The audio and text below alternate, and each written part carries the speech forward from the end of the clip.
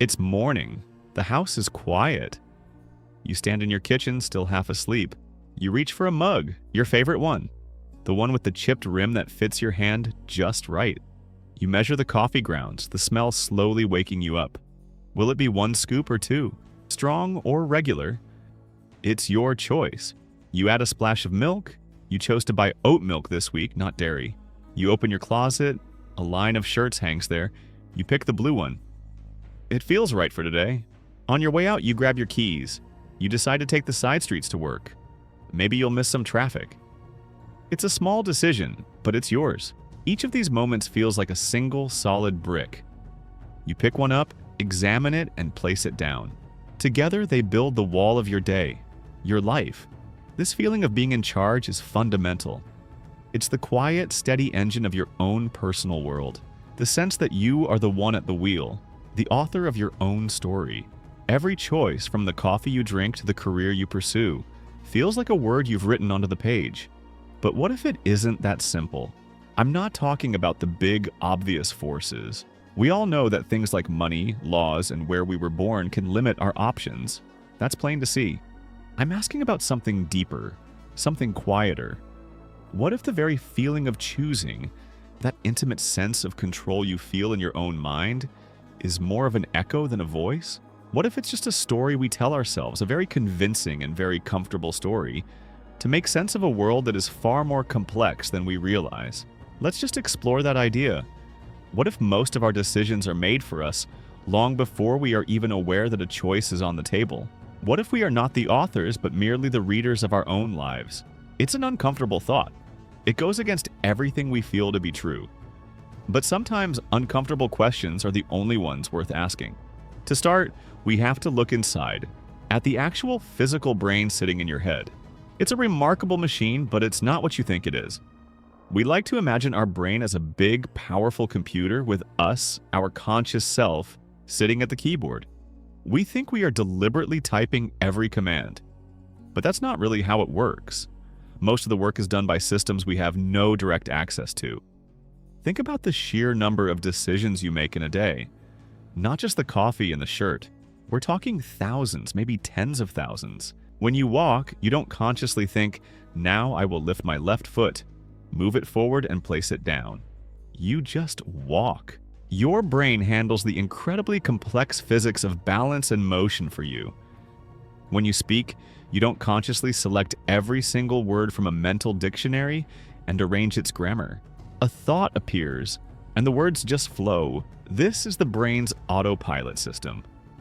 Our brains are incredibly hungry for energy. The conscious part of your mind, the part that's listening to these words and thinking about them, is the most expensive part to run. It consumes a huge amount of power. If you had to use your conscious mind for every single tiny action, you would be completely exhausted by breakfast. You wouldn't be able to function. So, over millions of years, the brain developed a clever workaround. It learned to turn common actions into habits. When you do something for the first time, your conscious mind is heavily involved. Think about learning to drive a car. At first, it's overwhelming. You have to think about the wheel, the pedals, the mirrors, the speed, other cars. It takes all of your concentration.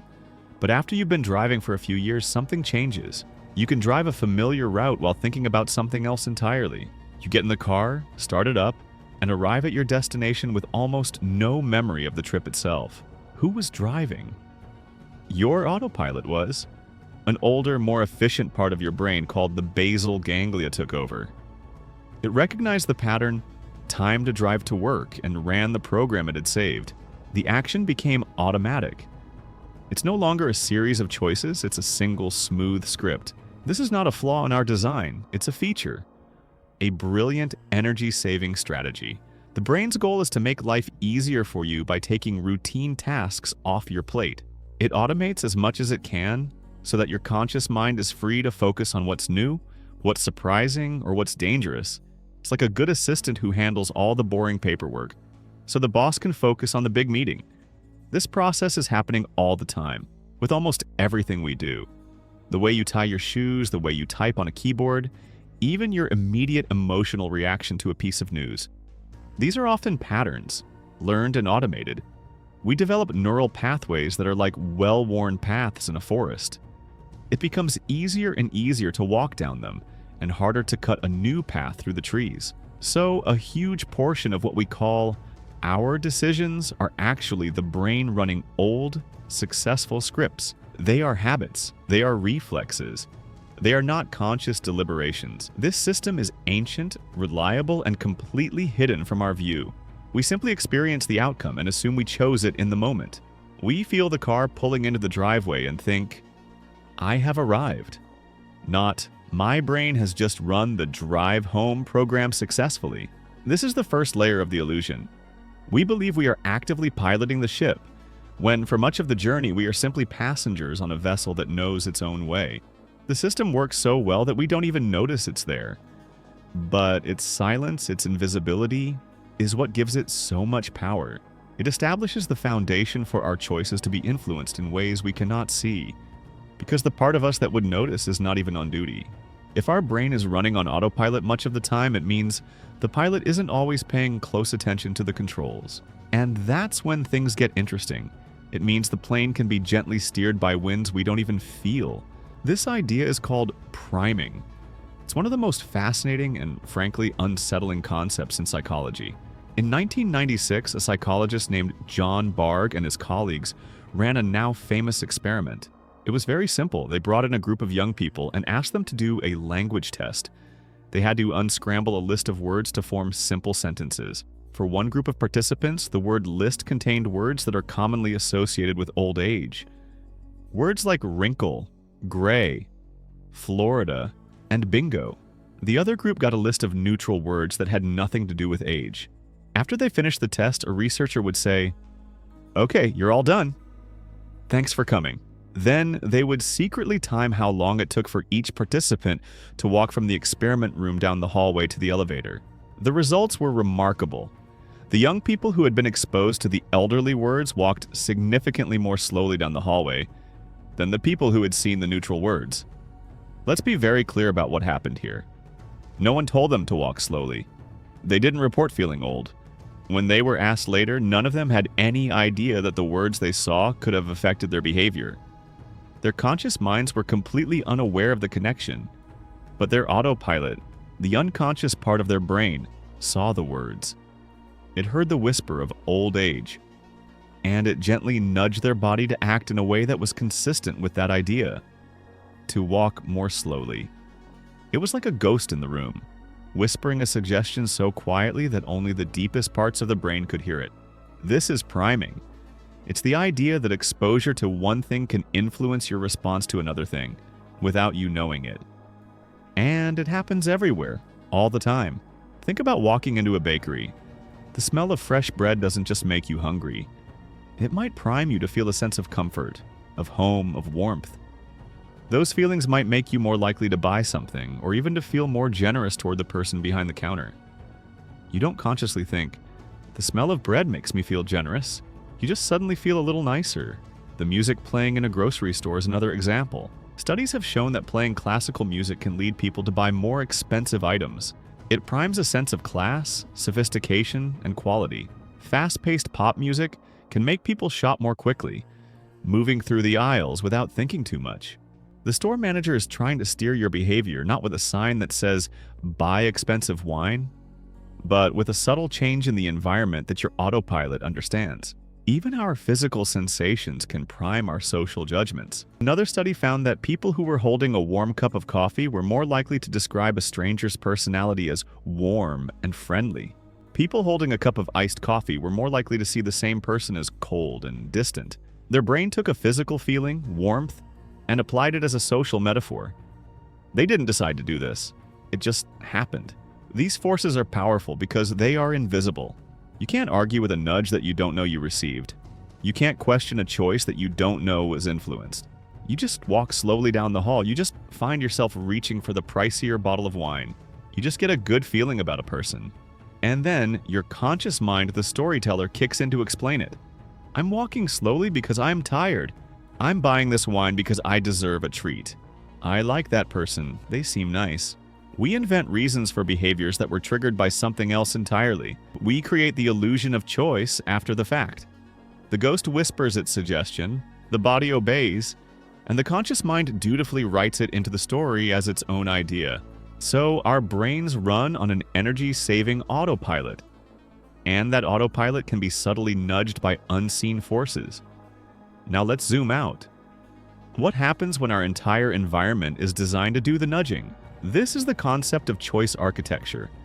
It's the idea that the way choices are presented to us is not neutral. The design of our world, both physical and digital, is the work of architects who have a plan for us. One of the clearest examples of this is organ donation. In some countries, the number of people who agree to be organ donors is very low, sometimes less than 20%. In other countries, it's extremely high, over 90%. You might think this reflects a huge cultural difference in how people view donation, but the reality is much simpler. It comes down to the design of a single question on a form. In countries with low rates, the form is set up as opt-in. You have to check a box that says, yes, I want to be an organ donor. In countries with high rates, the form is opt-out. The box is already checked for you, and you have to make an effort to uncheck it if you don't want to participate. That's it. That's the only difference. Most people, when faced with that form, just stick with the default option. The default is the path of least resistance. It requires no effort, no thought. The choice architect who designed that form has enormous power. By setting the default, they are guiding millions of people toward a certain decision. They are not forcing anyone. Everyone is still free to check or uncheck the box, but they know that human nature will lead most people to do nothing. They are using our brain's desire for efficiency to achieve a goal. You see this kind of architecture everywhere once you start looking for it. Go to a supermarket. The layout of that store is not random. It is a carefully crafted piece of choice architecture. Milk and eggs, common items that people need, are almost always at the very back of the store. Why? So you have to walk through the entire store, past thousands of other products and special offers to get to them. Sugary cereals are often placed on lower shelves, right at the eye level of a child sitting in a shopping cart. Candy and magazines are placed right by the checkout line to tempt you while you're bored and waiting. These are not accidents. They are deliberate designs meant to guide your choices. The digital world is even more full of these architects.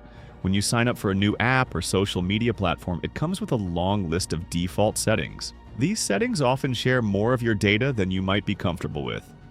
But changing them requires you to go into menus, read confusing options, and make an effort.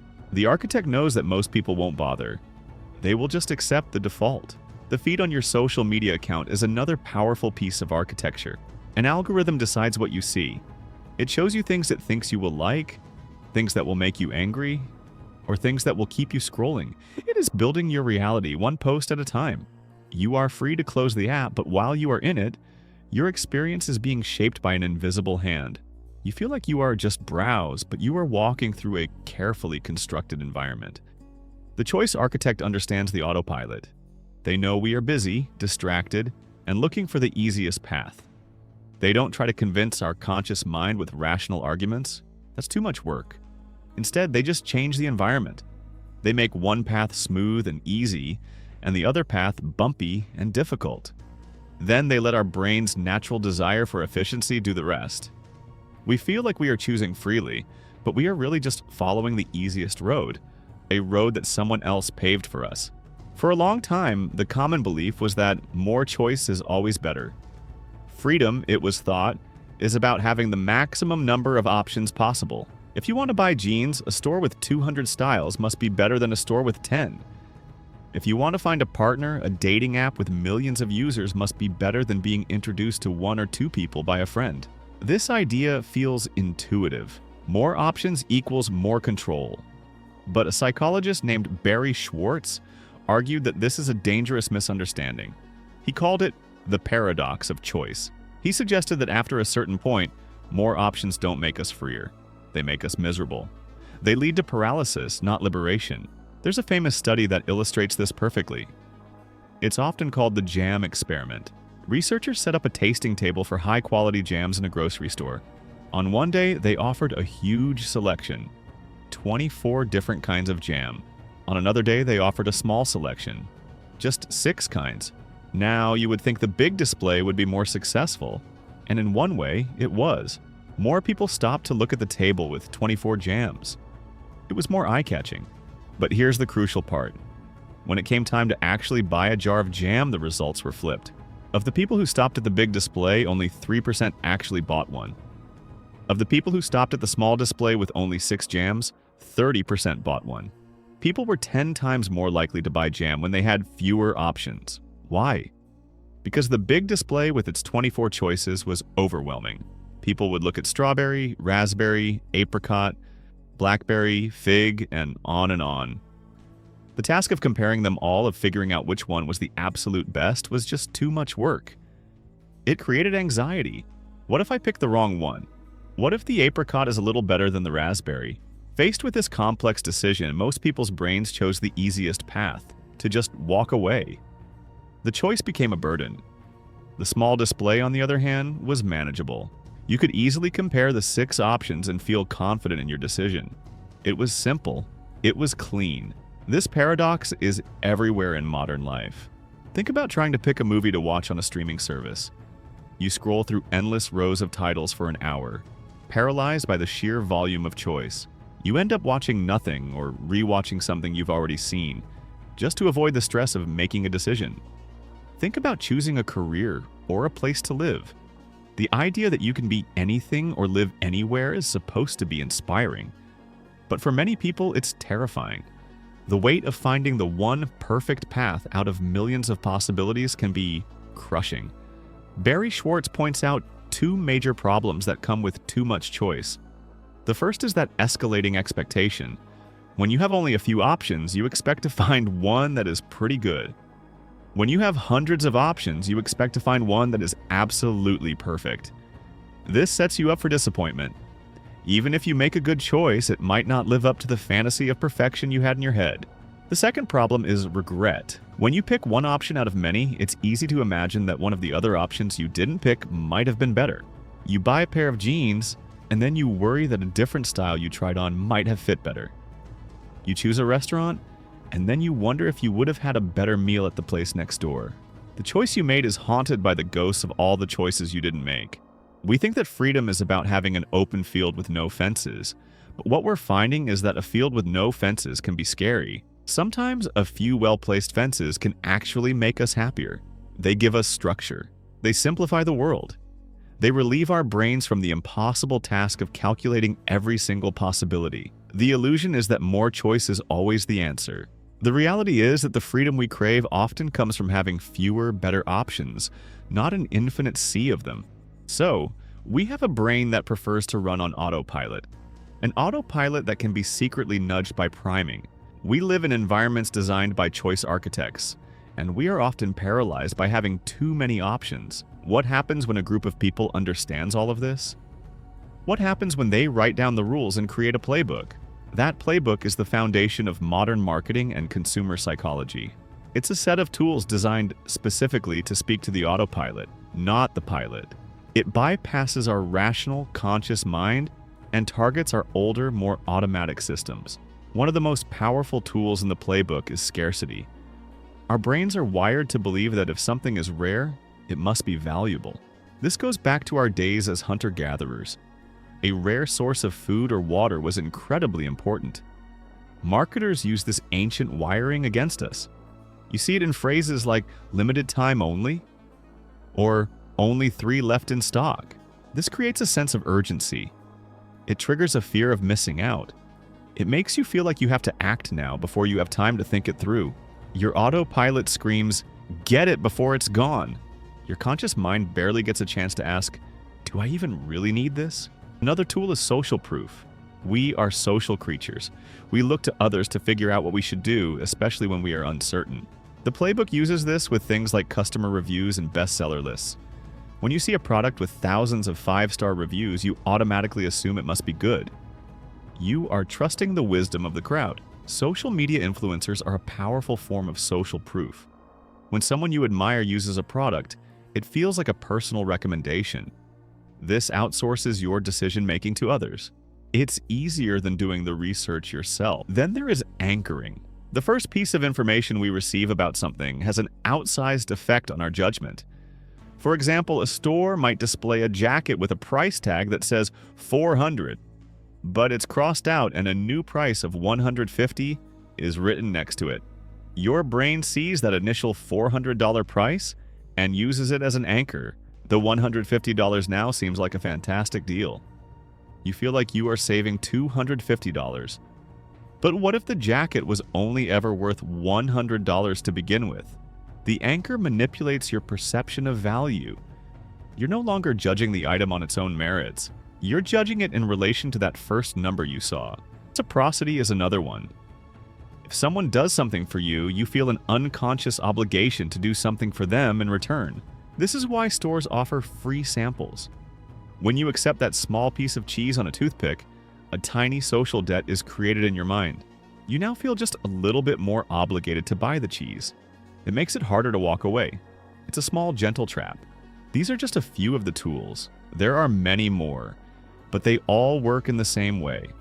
They don't try to win a debate with your conscious mind. They don't present you with a logical argument.